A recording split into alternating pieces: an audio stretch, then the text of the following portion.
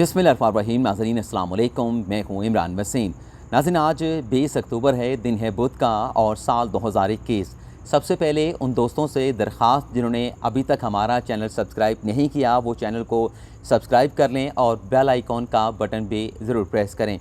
आज के इस प्रोग्राम में सुप्रीम कोर्ट ऑफ पाकिस्तान से 3 बड़ी अहम खबरों की डिटेल आपके साथ शेयर करेंगे। पहली खबर, आज अदालत उज़्मा में साबिक वज़ीर आज़म नवाज शरीफ की अहलिया कलसूम नवाज़ की नाअहली से मुतल्लिक़ मुकदमे की समाअत हुई। आज की इस अदालती कार्रवाई का अहवाल आपको बताएंगे और इसके साथ साथ आज की अदालती कार्रवाई के दौरान जब खातून दरख्वास्त गुज़ार की तरफ से कलसूम नवाज़ के इंतकाल पर शकूक व शुबहात का इजहार किया गया तो खातून दरख्वास्त गुज़ार के इस प्ली पर, इस आर्गूमेंट पर 2 रुकनी बेंच की तरफ से किस अंदाज से रिएक्शन दिया गया, ये डिटेल भी आपको बताएंगे। दूसरा, आज सुप्रीम कोर्ट ऑफ पाकिस्तान में पंजाब के बल्दियाती इदारों की बहाली से मुतल्लिक़ मुकदमे की समाअत हुई, जिसमें सुप्रीम कोर्ट ऑफ पाकिस्तान में पंजाब हुकूमत की तरफ से बल्दियाती इदारों को ताख़ीर से बहाल करने के मामले की तहकीकात कराने का हुक्म दिया है। और ये जो आज अदालत ने इस मुकदमे में हुक्म सुनाया है, ये हुक्म वज़ीर आला पंजाब उस्मान बुज़दार के लिए एक बुरी खबर हो सकता है, क्योंकि सरकारी हुकाम की तरफ से जो आज कमरा अदालत में बयान दिया गया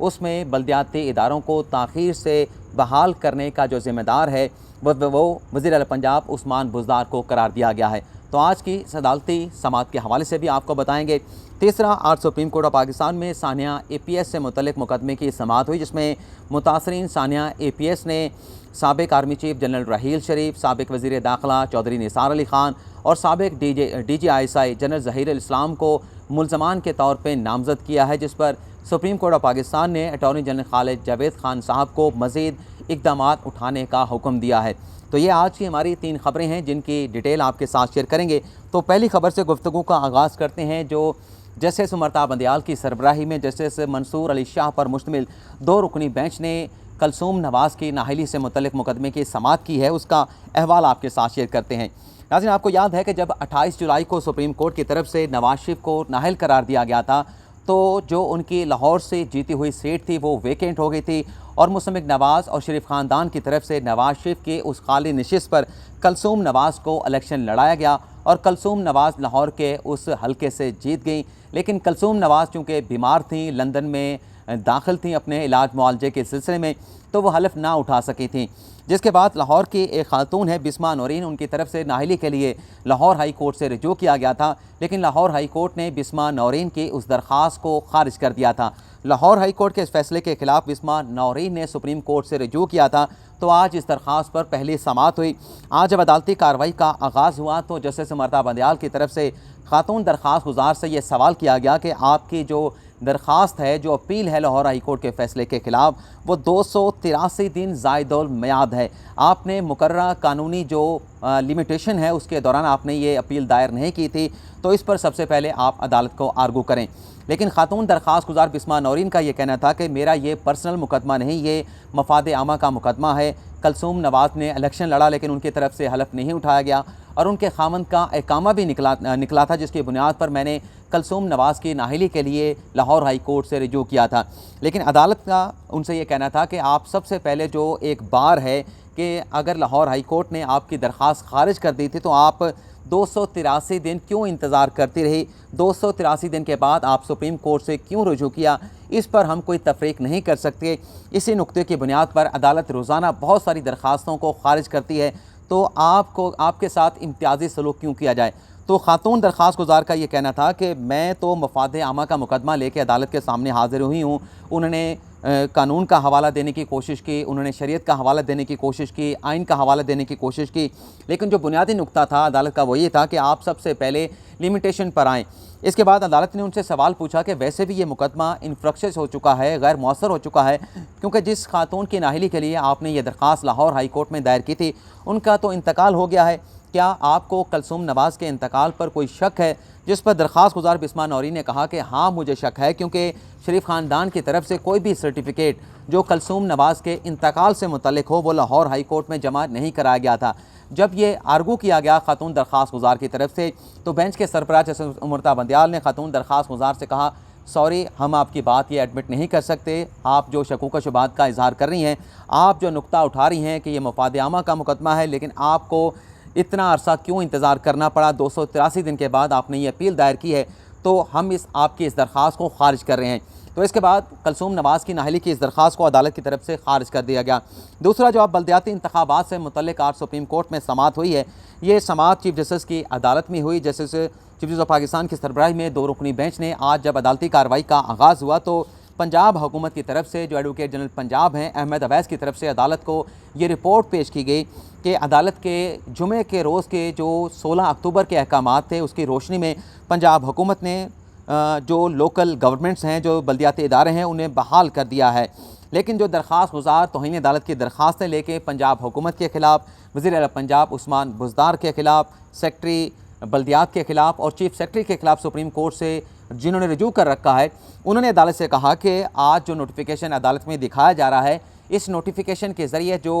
25 मार्च 2021 का अदालत का फ़ैसला है उसकी कंटेम्प्ट की गई है, उसकी तज़हीक तौहीन की गई है। तो इस नोटिफिकेशन के ज़रिए पंजाब हुकूमत ने अदालती हुक्म की जो तौहीन है उसे तस्लीम कर लिया। लेकिन चीफ जस्टिस ऑफ पाकिस्तान ने कहा कि एक इशू तो हल हो गया है, जो बल्दियाती इदारों को पंजाब हुकूमत की तरफ से बहाल कर दिया गया है, लेकिन इस मामले में जो बल्दियाती इदारों को बहाल करने में जो ताख़ीर की गई, ये ऐसा मामला है जिस पर ज़िम्मेदारान के ख़िलाफ़ जो है वो कार्रवाई होनी चाहिए। इसके बाद चीफ जस्टिस ने कहा कि जो बहाली का नोटिफिकेशन आज अदालत में पेश किया गया है, वो नोटिफिकेशन जिस तरीके से ड्राफ्ट किया गया वो भी हमें उसकी जो लैंग्वेज है वो बड़ी ख़राब नज़र आती है। चीफ जस्टिस ने कहा कि 25 मार्च को हमने हुक्म जारी किया, तो 25 मार्च के हुक्म पर कंप्लाई विद करने के लिए इतना अरसा क्यों लगा, इस पर हमें जो है वो जवाब दिया जाए। तो एडवोकेट जनरल पंजाब ने कुछ तावीलात अदालत के सामने पेश की कि पहले कानून बनाया गया, फिर कानून के बाद ऑर्डिनेंस जारी किया गया, लेकिन अदालत का सवाल यही था कि आप इस पर यह बताएं कि ताख़ीर क्यों की।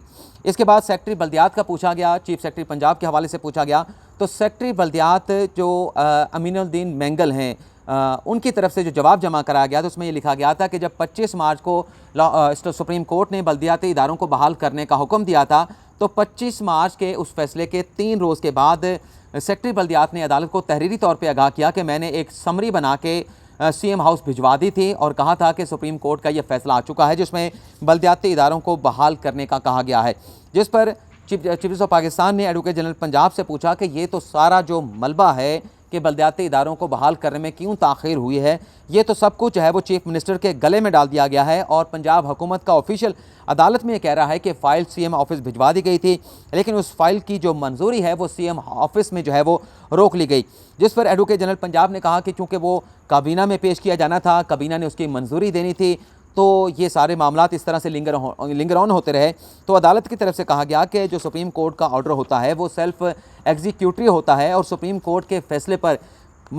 सूबाई काबीना से मंजूरी लेने की क्या ज़रूरत थी। इसके बाद अदालत से जो दरख्वास्त गुजार हैं असद अली ख़ान और सरदार नसीम ख़ान, उनकी तरफ से जो वकील पेश हुए, उन्होंने कहा कि इस केस में वो वज़ीर आला पंजाब उस्मान बुज़दार को भी फ़रीक के तौर पर शामिल करना चाहते हैं, लेकिन अदालत की तरफ से यह हुक्म दिया गया कि बज़ाहिर तो जो नोटिफिकेशन पेश किया गया है उसके मुताबिक तो बल्दियाती हुकूमतों को बहाल कर दिया गया है, लेकिन जो सेक्रेटरी बल्दियात का लोकल गवर्नमेंट का जो स्टेटमेंट सामने आया है उसके मुताबिक तो इस मामले में ताख़ीर की गई है और इरादी तौर पे ताख़ीर की गई है और सुप्रीम कोर्ट बल्दियाती इदारों को ताख़ीर से बहाल करने के मामले की तहकीकात कराएगी। और यह हुक्म देने के बाद अदालत ने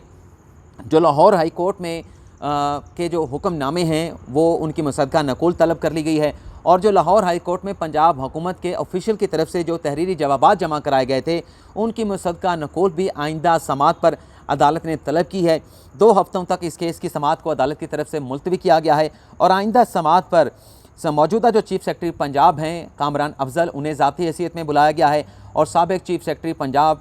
जवाद रफ़ीक को तलब किया गया है और मौजूदा जो सेक्रेटरी बल्दियात हैं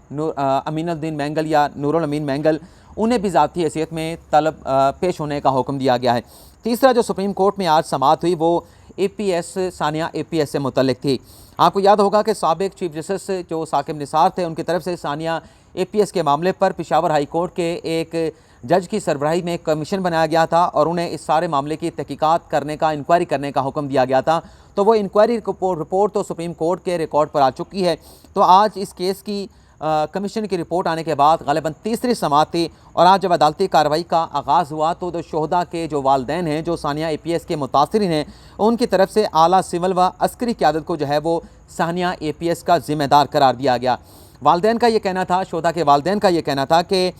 इस केस में जो साबिक DGI हैं ज़हीरुल इस्लाम पर मुकदमा दर्ज किया जाना चाहिए, साबिक आर्मी चीफ जनरल राहील शरीफ पर मुकदमे का इंदराज होना चाहिए, साबिक वज़ीर दाखिला चौधरी निसार, साबिक वज़ीर आला खैबर पख्तूनख्वा परवेज़ खट्टर पर भी मुकदमा दर्ज किया जाए और इसके साथ साथ साबिक कोर कमांडर पेशावर हदायतुर्रहमान के ख़िलाफ़ और सेक्रेटरी दाखिला अख्तर शाह के ख़िलाफ़ भी जो है वो मुकदमा दर्ज करने का जो है वो इस्तदा की गई वालिदैन की तरफ से। लेकिन अदालत की तरफ से कहा गया कि जो मुतासरीन हैं, जो सानिया APS के ज़िम्मेदारान थे, वो तो कैफ़रे गिरदार तक पहुँच चुके हैं। बहुत सारे जो उसके किरदार थे वो तो या तो जब काउंटर अटैक किया गया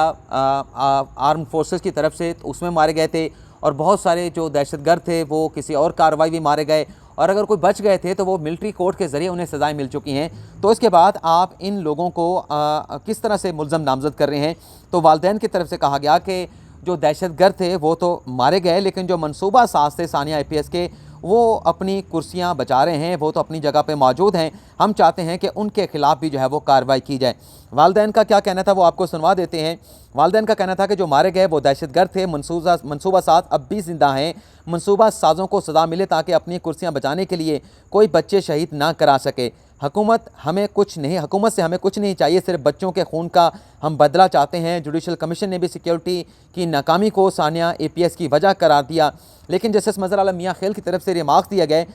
कि सिक्योरिटी की नाकामी की वजह से पूरा मुल्क मुतासर हो रहा है, हज़ारों जानें अब तक ज़ाया हो चुकी हैं। जिस पर अदालत ने शोधा के वालिदैन की दरख्वास्त के ऊपर अटॉर्नी जनरल को हुक्म दिया है कि वालिदैन के मुतालबे पर जो ज़रूरी इक़दामात बनते हैं वो उठाए जाएँ और सुप्रीम कोर्ट ने अपने हुक्म में ये डिक्टेट किया है कि अटॉर्नी जनरल 2 हफ्तों बाद ज़ाती हैसियत में अदालत में पेश होकर इस मामले पर इक़दामात से अदालत को आगाह करेंगे और अगर रियासत समझती है कि कोई ज़िम्मेदार रह गया है तो उसके ख़िलाफ़ कार्रवाई की जाए। और इस केस की समाअत को भी अदालत की तरफ से 2 हफ्तों के लिए मुलतवी कर दिया गया है। इसके अलावा सुप्रीम कोर्ट ऑफ पाकिस्तान में खुर्शीद शाह की ज़मानत से मुतल्लिक मुकदमे की समाअत अभी कुछ देर के बाद शुरू हो जाएगी। उसकी डिटेल भी अगले व्लॉग में आपके साथ शेयर करेंगे। फ़िलहाल आपसे इजाज़त चाहते हैं। अल्लाह हाफ़िज़।